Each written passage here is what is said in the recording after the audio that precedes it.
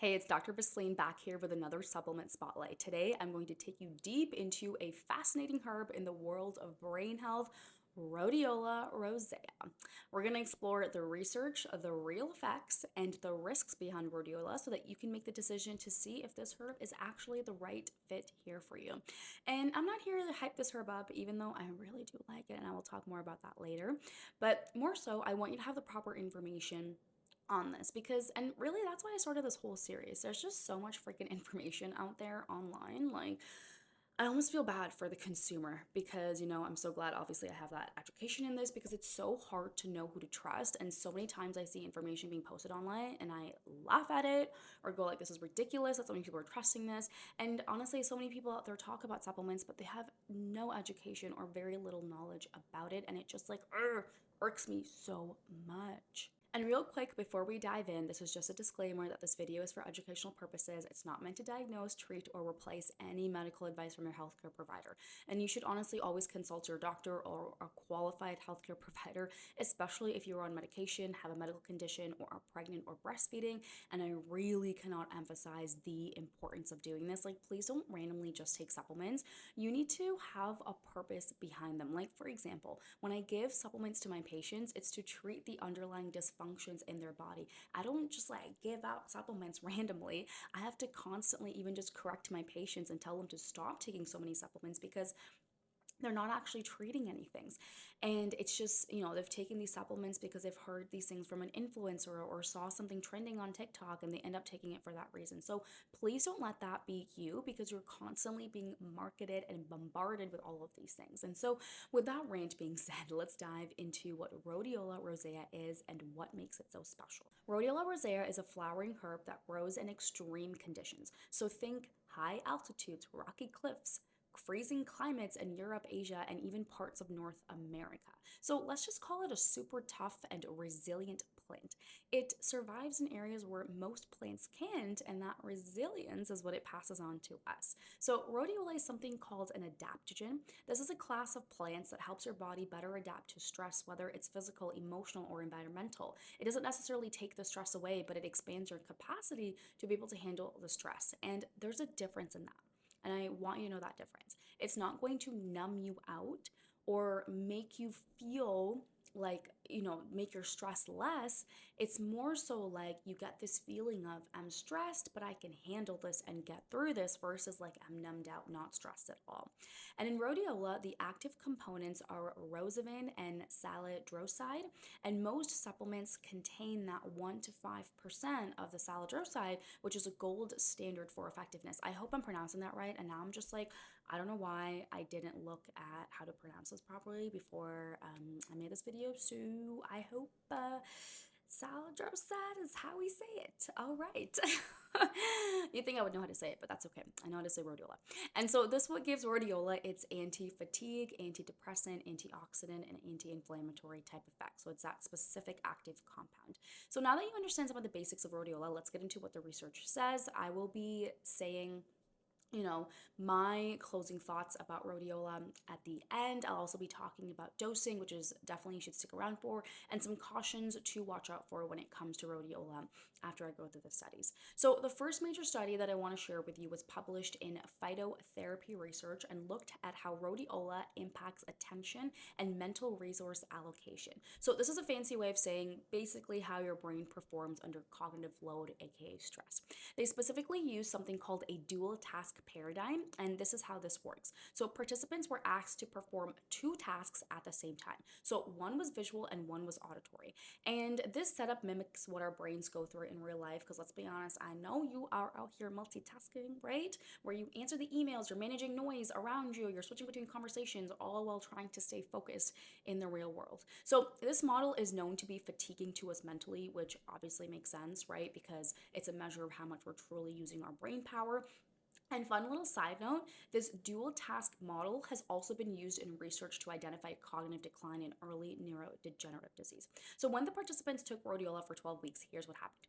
I'm going to say some science jargon first, and then I promise that I'm going to say it in ways that you can understand. So in this study, they found that participants who took the supplement for 12 weeks, their reaction times improved, error rates decreased, and their brain wave activity, specifically P3 amplitudes, which measure how well your brain allocates attention, went up. So, what does this mean in simpler terms? It means that Rhodiola helped participants basically be more accurate, alert, and mentally efficient, especially under pressure, which is super cool. So, it seems like this supplement, in a way, allowed participants to use their brain more effectively, especially in high pressure situations. Now, one thing to note is that this was an open label trial, so the participants did know what they were taking. And when we look at the science behind these trials, there can potentially be a certain level of bias that people are exposed to because they know they're taking something. One of the highest quality studies is a randomized control trial where the participants and the researcher don't know who is taking what, and that essentially eliminates the placebo of knowing what you're taking and then thinking that this thing is supposed to work in this way, so this is what I'm supposed to feel, and then it just end up feeling that way. Also just goes to show you how powerful our mind is. But that doesn't mean that the study is like absolute garbage. Like the physiological data still holds up and still holds weight. Another area where rhodiola really shines is related to stress and burnout. So rhodiola has this super cool dual effect in the body where it also calms, but it also energizes. And this may or may not be the reason why it's literally one of my favorite herbs. We'll talk about this more later. There's a huge body of research published in the National Library of Medicine, which reviewed several trials showing that rhodiola can reduce both physical and mental symptoms of chronic stress. So let me walk you through a few of the key studies. So one of the studies was done on 56 physicians on night duty, and they took rhodiola for about 14 days. They found significant improvements in mental fatigue and concentration. In another study, 40 medical students took 50 milligrams daily during their exam period and saw better physical endurance, faster thinking, improved sleep, and stronger emotional resilience. So yes, these studies are smaller, and so I did find a larger study that was done in Germany that looked at 330 patients with burnout symptoms and showed clear symptomatic relief across the board over 8 weeks. So this study here really caught my attention. Here's another one. It's a smaller study as well where it looked at 60 participants with burnout symptoms. They took about 576 milligrams of rhodiola a day for over 4 weeks, and they noted to have improved mental performance, better ability to concentrate, and reduced cortisol awakening response. So this means that their bodies weren't waking up in that fight or flight mode anymore. Super cool. So that's the research on the potential effect of rhodiola being able to reduce mental and physical symptoms. Now let's get into how rhodiola can actually affect your brain and what some of those mechanisms are. Research shows us that rhodiola can actually influence serotonin and dopamine activity by increasing brain uptake of these precursors. It can also influence beta endorphins, which help to regulate the stress response, and can cause CRF suppression, which lowers the stress signal from the brain. CRF is what essentially signals our body to produce more cortisol, which is our stress hormone. So CRF suppression usually means cortisol suppression.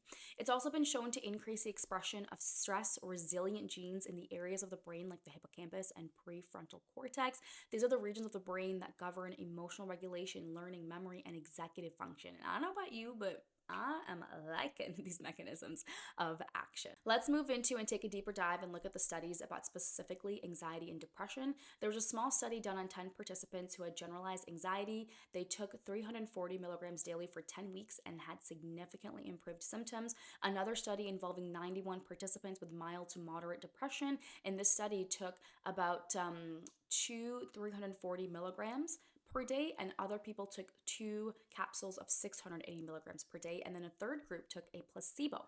So both of the rhodiola groups were actually found to have better sleep, improved memory, and reduced emotional stability, which is pretty awesome. Okay, this next study is the one where I'm just like, whoa, super wild. There was a 12-week study that compared sertraline and rhodiola. So sertraline is a common antidepressant that is used to treat anxiety. It increases the amount of serotonin that's available in the body and the brain, and so therefore decreases those depressive mood symptoms. And what they found is that rhodiola had a 1.4 times odds of improvement versus sertraline had 1.9 times odd of improvement. And this was done in 57 participants. So yes, the study site is a little bit small, and yes, rhodiola was found to be less potent, but not by a lot. It wasn't like, rhodiola was 0.5 and sertraline was 1.5.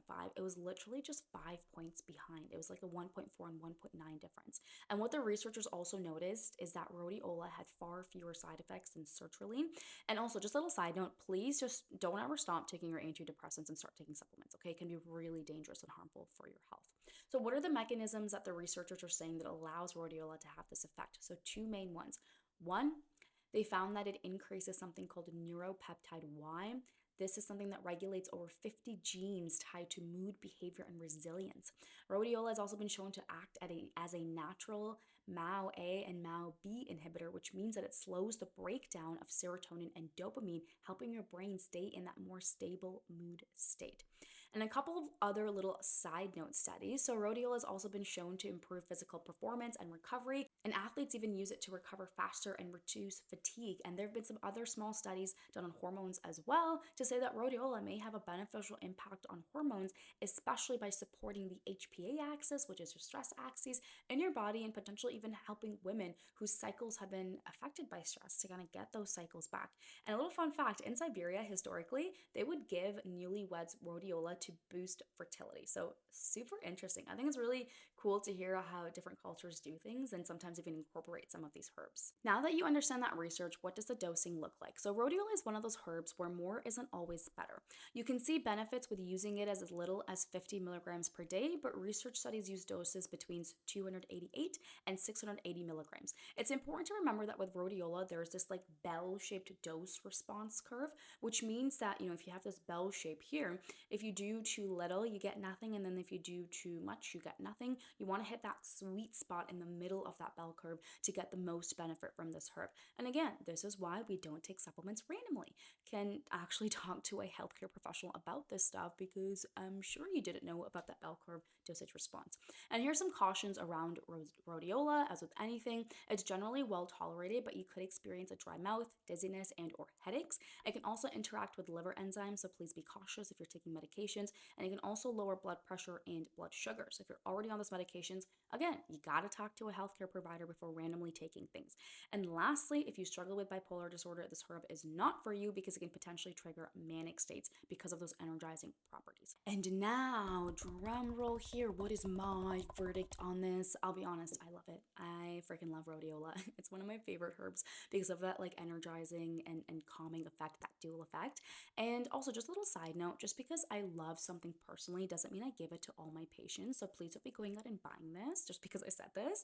I don't give it to all my patients, and I prescribe it to my patients when it's needed and recommended in my protocol. I definitely take rhodiola all the time personally, but there is a population of high achievers, specific high achievers that I do prescribe it to quite often, especially the ones who are stressed and tired. And of course, I make sure we're addressing the underlying root causes. And this is the other thing too, is that you shouldn't be relying on rhodiola to become and get energy. You should always be addressing the underlying root causes and supporting yourself appropriately. I give my patients rhodiola short term to help them manage the stress while we address the underlying root causes, and then they usually get off it and then periodically use rhodiola when the high stress periods in their life essentially return. So it's not a magic pill because I know how much everybody loves those. It's something that you can use for an extra boost when you have the basics and the foundations down. So there you have it. I hope that this video was helpful for you and has given you some insight and clarity into rhodiola. If you're curious about other supplements to support your brain and to unlock your brain's true potential, please book a complimentary 30-minute breakthrough session with me so that we can talk more about it.